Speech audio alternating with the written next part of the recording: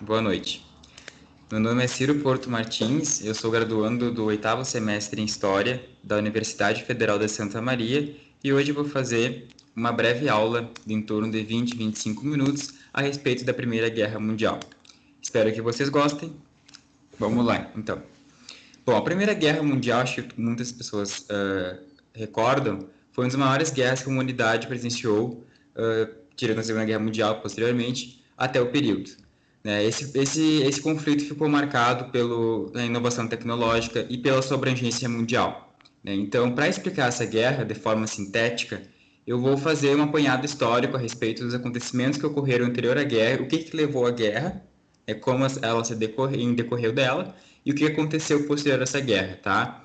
Eu vou fazer em torno de 5 aulas a respeito desse período que vai de 1914 até 1945, a Segunda Guerra Mundial, abarcando diversos acontecimentos que ocorreram, não diretamente só a guerra, mas aos seus acontecimentos, como a Primeira e a Segunda Guerra Mundial, a sua abrangência histórica.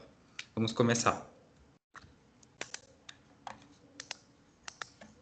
Bom, o que acontecia na Europa naquele período? Por que Europa, né? Porque as grandes potências da época encontravam-se na Europa.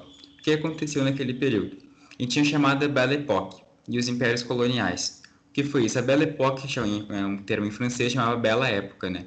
Foi uma época que nós tivemos uma relativa paz, sem grandes conflitos na Europa, desde as guerras entre a Alemanha e a França em 1871, né? O início do século XX foi marcado pelas transformações decorrentes do século XIX, revoluções, processos de unificações, nacionalismo, proporcionaram um ambiente na qual a Europa dividia grandes potências industriais e coloniais. O que é os processos de unificação? Né? No século XIX, advento das revoluções burguesas, advento das grandes revoluções que teve em todo o século XIX, a independência das Américas e o processo de unificação foi entre as atuais Alemanha e Itália, onde eram grandes regiões com diversos reinos, diversos principados, que se uniram em torno de um Estado,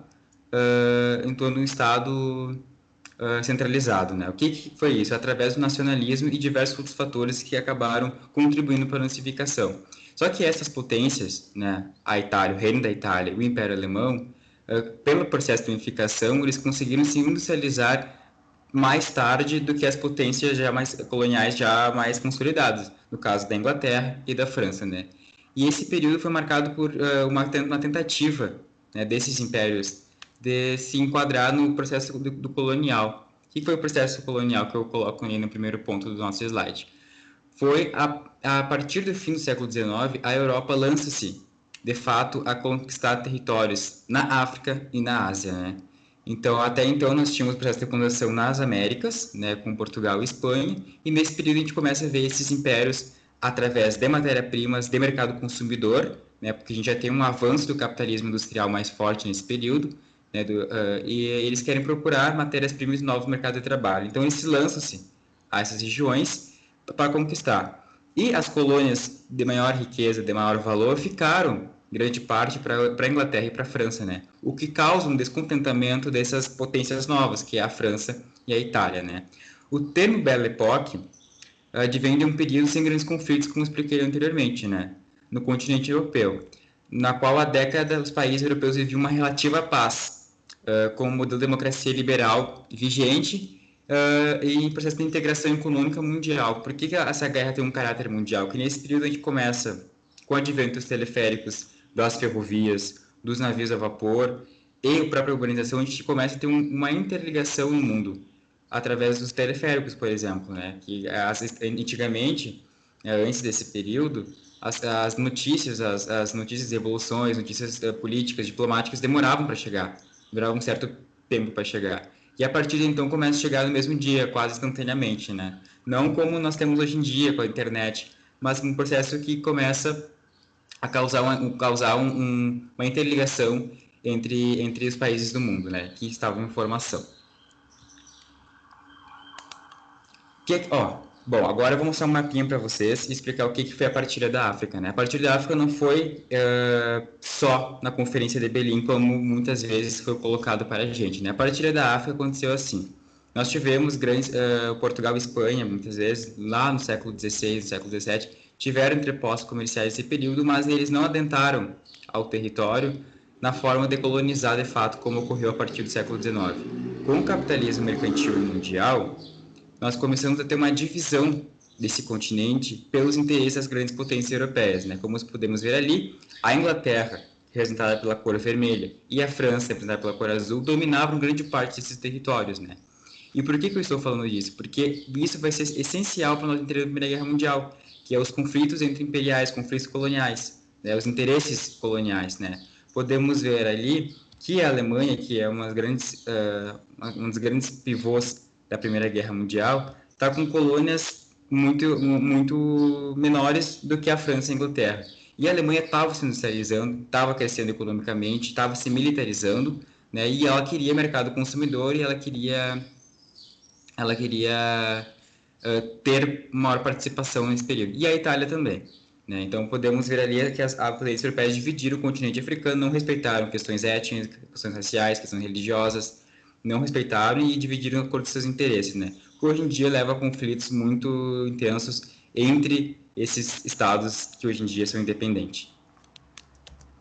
Bom, esse mapa também é bem elucidador, porque ele mostra em 1880 e 1913 a diferença que ocorre na África. Ali ainda em 1880 nós temos diversos reinos, né, até entre pós-comerciais europeus, né, mas diversos reinos com autonomias diferentes, enfim. E em 1913, em torno de 30 e poucos anos, nós já temos a partilha da África no sentido dos acordos mercantis e coloniais que as potências europeias faziam, né? E esse período é marcado por muita violência na África, né? Genocídios, massacres, a própria questão do trabalho forçado era muito forte nesse período. Isso vai levar uns conflitos muito graves entre as populações que estavam na África, que hoje em dia é explicável para nós entendermos os conflitos que tem do continente africano. Bom, e agora eu vou mostrar o imperialismo da Ásia. Por que eu digo que na América também ocorreu? Apesar de nós termos que diferenciar o processo colonizatório do século XVI e XVII, feito por Portugal e Espanha, Inglaterra e França, para o do século XIX. Aí nós temos um capitalismo industrial já pujante. Na época nós não tínhamos ainda, né? Era o mercantilismo.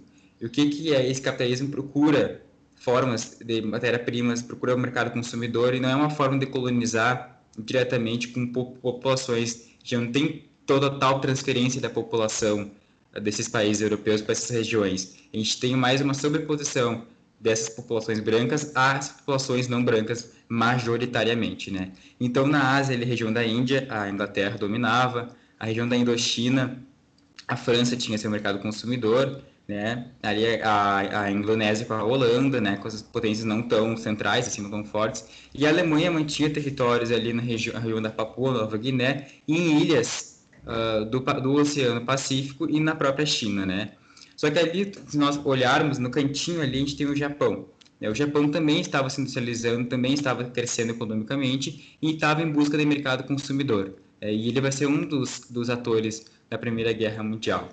Aqui eu não mostrei no mapa, mas também temos os Estados Unidos, onde ele tem colônias nas Filipinas, Porto Rico e a própria ilha de Cuba, né? Nesse momento, os Estados Unidos também passam por um processo de industrialização, de fortalecimento do Estado, né, e de intervenção principalmente na América Central. Nós temos nesse ano a independência do Panamá, né, que os Estados Unidos procura fazer, fazia parte da Colômbia, procura formar esse Estado por seus interesses econômicos e geográficos. Bom, esse período foi marcado por uma intensa debate científico. A ciência estava ganhando bastante força nesse período, né? Então, as teorias raciais foram extremamente fortes para justificar esses processos colonizatórios. Né? O fardo do homem branco, nós vamos levar a civilização a esses povos não brancos, né? Os povos negros, os povos indígenas, os povos asiáticos. Né? Então, essa era muito forte as questões raciais, principalmente na África, na qual os europeus fizeram grandes massacres, grandes processos de segregação racial, tá?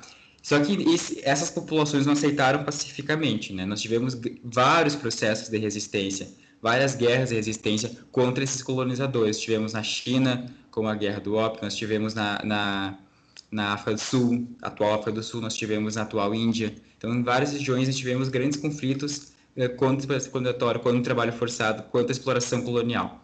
né? E um ponto central para nós entendermos a Primeira Guerra Mundial é o nacionalismo, né? Essa questão de eu pertencer a uma pátria, eu pertencer a um Estado, né? Começa a ganhar muita força na Europa, já vinha do século XIX, que justifica a unificação italiana e alemã, mas também começa nesse período nas regiões da atual leste europeu, né? Então, para nós entendermos o processo da Primeira Guerra Mundial, nós temos que entender o nacionalismo, que ele está sendo construído, ele está sendo divulgado em toda a Europa, tá? E nós tivemos as tensões territoriais, até escrevi errado ali, desculpa, tá? As tensões territoriais, na qual como eu tinha explicado anteriormente, os países europeus dividem a África de acordo com seus interesses, né? E na própria Europa também, nós temos um processo de independência, principalmente no leste europeu, e começa a se modificar as questões territoriais desses impérios, né? Enfim, como eu expliquei também, o imperialismo japonês e norte-americano desponta nesse período também como grandes potências não europeias, no caso. Tá? Bom, o que foi as rivalidades imperiais que eu estou falando desde o início, né? A partir da última década do século XX, o Império Alemão, o Reino da Itália, bem como a França, Grã-Bretanha e Bélgica, buscaram expandir seus domínios coloniais. A disputa por matérias-primas, mercado de trabalho, juntamente pela expansão territorial, principalmente no caso do Império Alemão, o que foi essa expansão territorial, né? A Alemanha tinha no sentido de se expandir territorialmente pelo centro da Europa para o leste da Europa, em direção ao Império Russo. Eles tinham essa necessidade, desde lá da unificação. Né? Geraram rivalidades que configuraram uma das principais causas da Primeira Guerra Mundial. Essas rivalidades por territórios, por mercado de consumidor e matérias-primas foram as principais causas da Primeira Guerra Mundial. Não a única, mas uma das principais. Né? Então, neste contexto, essas potências começam a se organizar diplomaticamente. Né? Então, surgem alianças políticos militares entre essas potências. Né? Os interesses comuns levaram essas potências a se unirem de acordo com seus interesses, né? Através de uma eventual guerra, digamos, eu vou fazer uma aliança de proteção para evitar, se eu entrar no conflito, esse país vai me ajudar, né? E que foi, né, principalmente a questão defensiva, né? Essas potências mais novas, como a Itália e a Alemanha, se aliançaram com o intuito de se defender. Então, era defensiva, né? não de ataque. Né? Nessa política de aliança surgiu ainda no século XIX, em 1832, o bloco político-militar diplomático, a chamada Tríplice Aliança, que compunha o Império Alemão, o Império Austro-Húngaro e o Reino da Itália, né? O Império Austro-Húngaro, o antigo Império Habsburgo, que continuava sendo Habsburgo, o antigo Império Austríaco, seu único a Hungria e fora o Império Austro-Húngaro, já decadente, não tinha toda a pujança que teve nos séculos anteriores, né? O Império Alemão novo, industrializado, com um parque industrial forte, com uma militarização muito forte, e o Reino da Itália unificado, né? Nós temos uma aliança nesses países de defesa. Esse ponto é muito central, de defesa, não de ataque. Isso vai explicar por que a Itália posteriormente não adentrei a favor do Império Alemão e do Império Austro-Húngaro na Primeira Guerra Mundial. No entanto, a partir de 1907, a Europa se dividiu em dois blocos que possuíam interesses antagônicos, né? Com a finalidade de unir forças e enfrentar as potências rivais, as potências europeias, juntamente com outras potências regionais, que no caso o Império Otomano, né, os reinos da Sérvia, da Bulgária, formariam esses dois blocos. Né? O primeiro bloco chamado potências centrais. Por que a gente precisa saber desses blocos? Porque eles são centrais na guerra. É eles que vão se enfrentar na guerra. Né? As potências centrais foram formadas pelo Império Alemão, pelo Reino da Itália, pelo Império Austro-Húngaro e pelo Império Turco-Otomano, né? Que nesse período perdeu muitos territórios na Europa devido às independências das regiões dos eslavos do sul, da região dos Balcãs, frente da Sérvia e da Bulgária e a própria Grécia, que não encontra nesse termo eslavo, mas é da região dos Balcãs, tá? E a Tríplice Entente, representada pelas maiores potências econômicas do período, potências econômicas e militares, que era o Império Britânico, a França e o Império Russo, né? É bem importante nós colocarmos esse ponto do Império Russo, porque o Império Russo vai ser central também na configuração da Primeira Guerra Mundial, né? Porque ele é um império de grandes proporções territoriais, com grande influência principalmente na Sérvia, na Bulgária, porque eles são os povos eslavos também, sua grande maioria, e eles vão interferir nesses fatores ali naquela região do leste europeu. Bom, aqui eu mostro um mapa a respeito da Tríplice Entente e a Tríplice Aliança, né?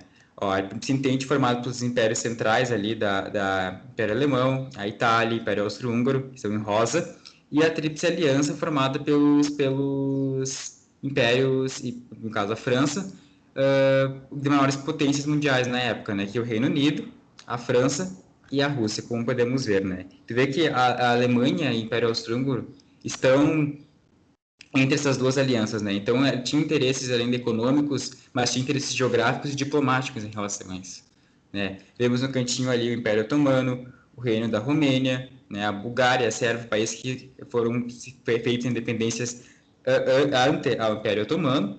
Então, nós vemos já esses interesses aí nessa região. Agora eu vou explicar a crise do Balcã, como eu tinha explicado para vocês, falado para vocês anteriormente, né?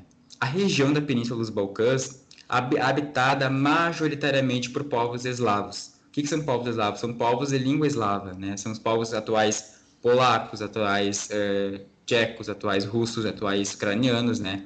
Atuais sérvios, atuais bósnios, né? Que passavam por uma efervescência. Esses países tinham feito independência, a Sérvia e o Reino da Romênia e da Bulgária, ante ao Império Otomano.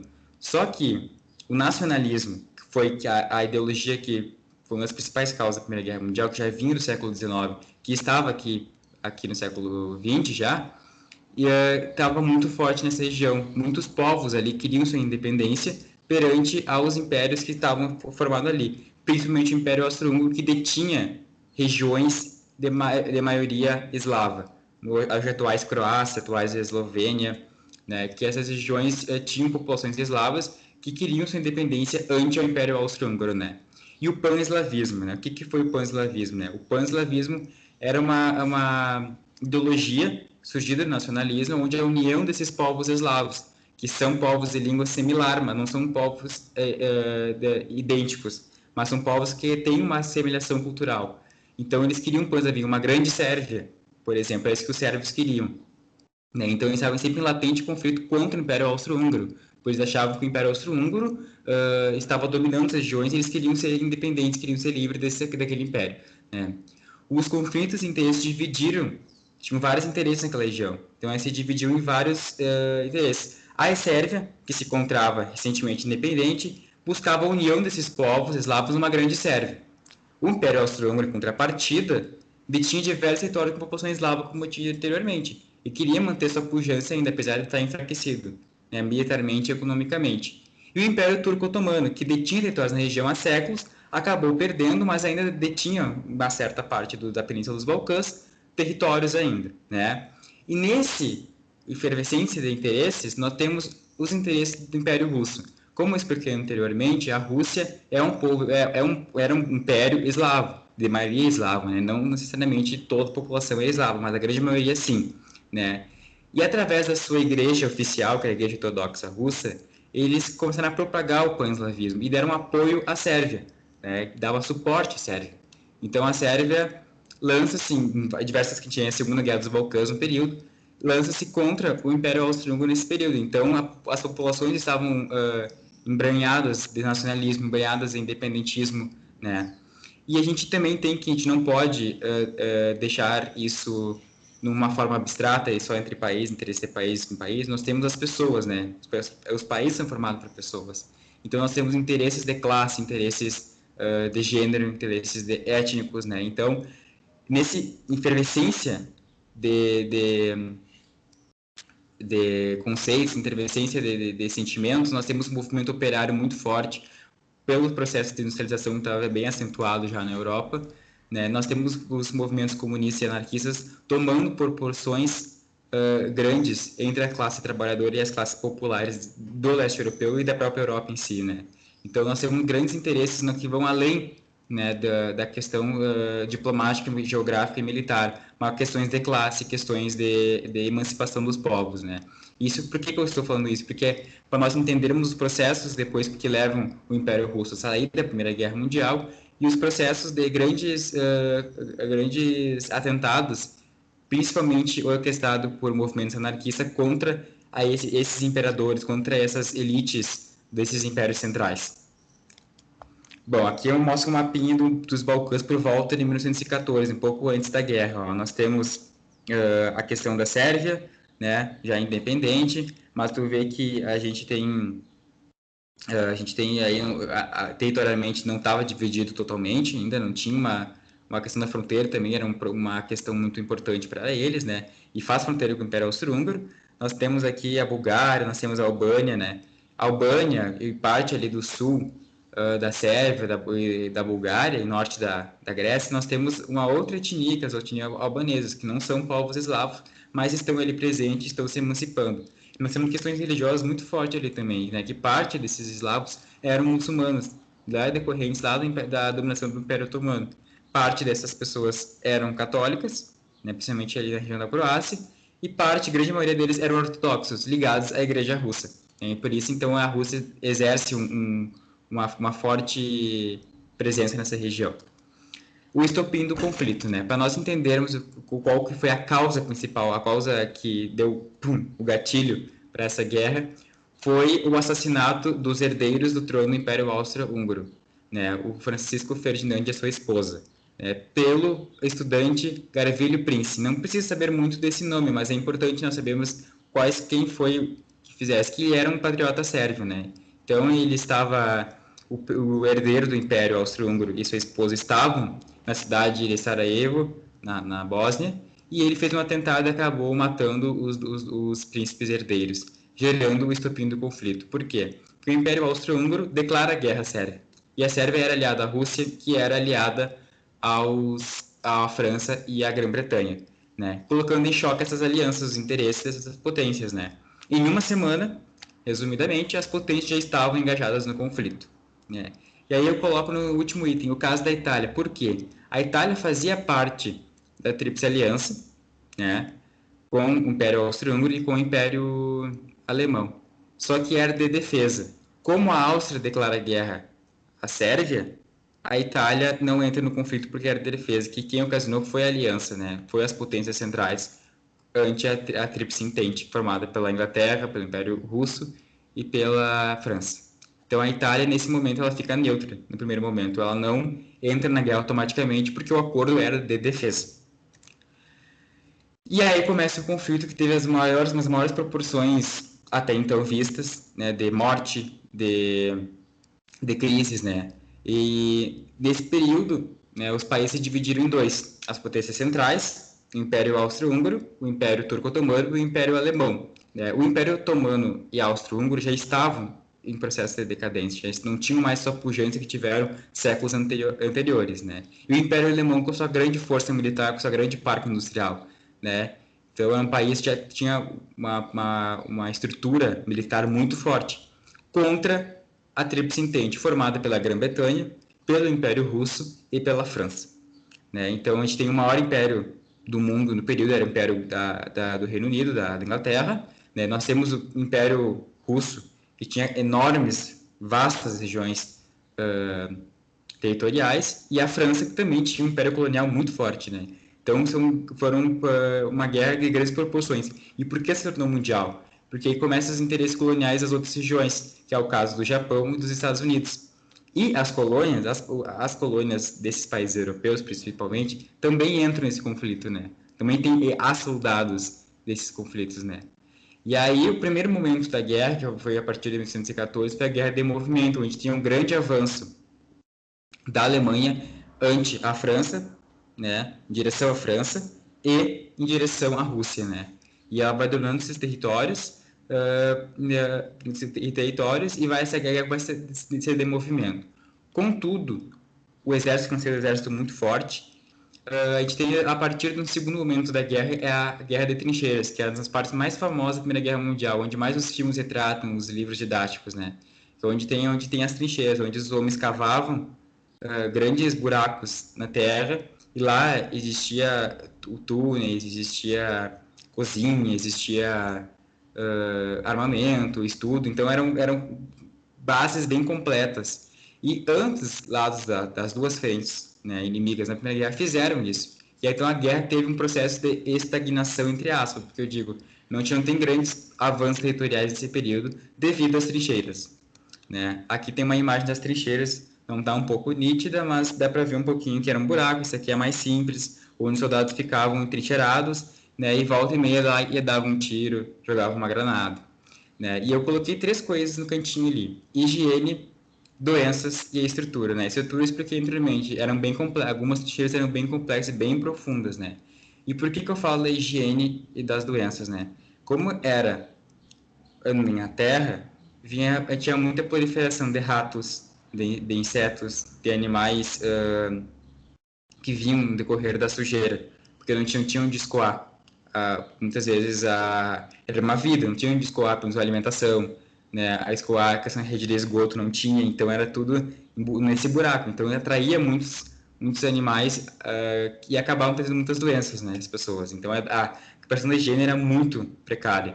Então a gente teve muita questão de tifo, muita questão de gripe, de tuberculose nessas regiões, porque a gente tinha muitas pessoas num espaço pequeno, com pouca ventilação e insalubres. Então, teve grande morte de soldados, foi causado pela falta de estrutura dessas trincheiras, muitas vezes.